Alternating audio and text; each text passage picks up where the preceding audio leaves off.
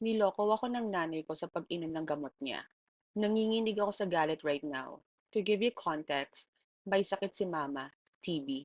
At ako may baby turning 2 months old pa lang. Lately, napapansin ko na masigla si mama like wala akong naririnig na hinaing sa kanya. Sa iba good thing to, sa akin hindi.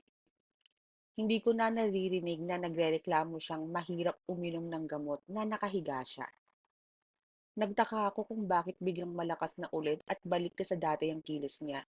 At first, grateful ako kasi baka ako maganda na ang adaptation ng katawan niya sa gamot at nato-tolerate na niya. Pero may kaba talaga akong nararamdaman kaya ngayon, I checked her drawer kung nasaan yung gamot niya. Alam mo yung nanginginig ka habang binubuklat mo yung gamot niya?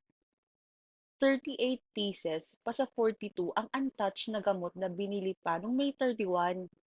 PI, alam naman niyang kahit isang beses bawal siya mag-absent sa pag-inom. Araw-araw ko pang nire-remind siya na inumin. Oo daw, iinumin niya. Madalas niyang hawakan ng anak ko na ako niya at tiwala akong uminom siya kaya palagay yung loob ko na halos isang ruler lang ang physical distance ng mukha nila. Ngayon, PI, nagsama na sa galit na niloloko ako sa pag-inom ng mga gamot na yan at pag-aalala na baka nahahawaan na ang baby ko sa TV niya. Hindi ko masabi sa asawa ko dahil hindi na sila okay dati pa at ayaw kong madagdagan ng galit ng asawa ko kung mahawaan nga si baby.